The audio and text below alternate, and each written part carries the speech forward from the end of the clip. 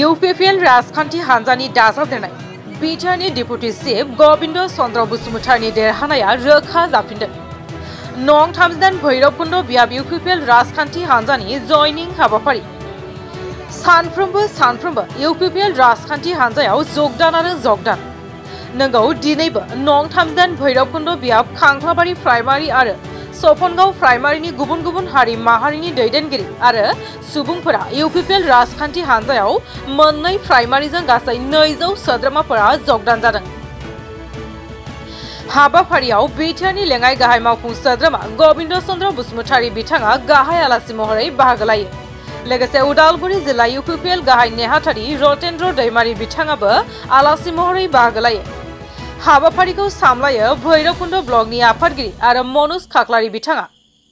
खौरां बिबुंथिनि गेजेरजों बिटिआरनि लेङाइ गाहाय मावफुं सोद्रोमा एबा भैरबकुन्द बियाबनि MCLA गबिन्द चन्द्र बसुमतारी बिथाङा खौरां बिबुंथिनि गेजेरजों बिटिआरनि लेङाइ गाहाय मावफुं सोद्रोमा एबा भैरबकुन्द बियाबनि MCLA गबिन्द चन्द्र बसुमतारी बिथां भैरबकुन्द ब्लक UPPL नि आफादगिरि मनोज खाख्लारी बिथांमोना मा बुंखो नायनिफै। भैरबकुन्द समष्टिनि थाखाय दिनै आरो मोनसे रंजाथाव सान। मानोना दिनै जेसेबांनो बिसायख'थि खाथि जाबोदों बेसेबांनो गुबुन हान्जानिफ्राय UPPL आव जगदान खालामनाया बांबोगासिनो दं। दिनै जों नैबेवहाय भैरबकुन्द समष्टिनि भितरावनो उदालगुरि रुरेल प्राइमारि कमिटिनि सिङाव गासै 30 गुबुन हान्जानिफ्राय जगदान खालामदों आरो फैबावनो गोनां दंमोन। दिनै खिन्थु बोथोर गाज्रिखाय बाखिया फैनो हायाखै। नेक्स्ट जों आरो बेबायदि हाबाफारि लाबावगोन।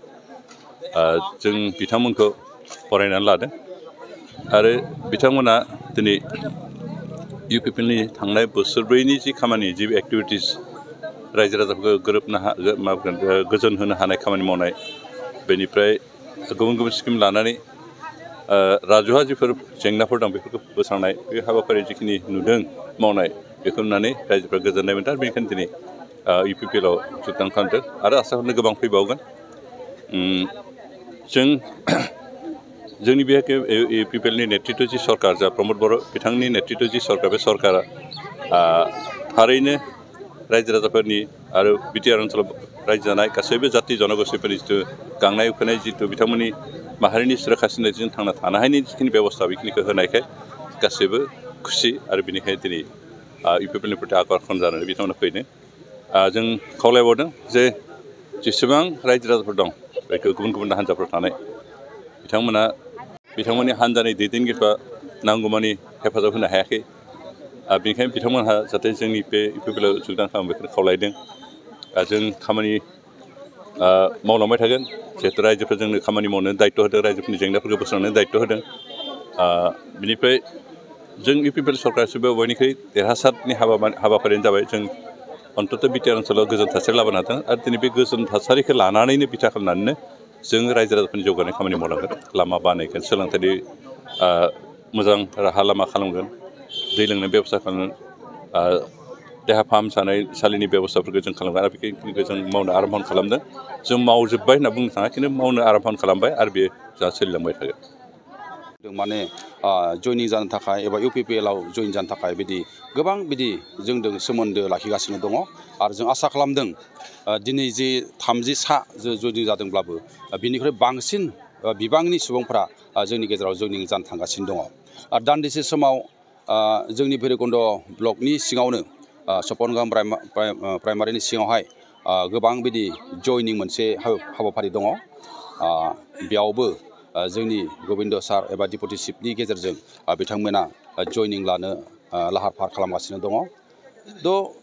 जोंनि गेजेराव गोबां बिदि सावरायनाय बा साननो हागौ जे UPPL आ दिनै खामानि मावाखै एबा UPPL नि जिखिनिजन जोंनि सोद्रोमाफोर UPPL नि जिथु जोंनि सुबुंफोर गुबुन हान्जायाव थांदों होननानै, बेबायदि जेबो नङा। दिनैयो सोरबा साफा सानैया माबा मोनसे गावनि असुबिदानि थाखाय बेबायसा पार्टिनिफ्राय जानगाराव थानो हागौ, नाथाय बिनिख्रुइ बांसिन दिनै UPPLखौ मोजां मोनग्रा सुबुंनि अनजिमाया बांबोगासिनो दङ।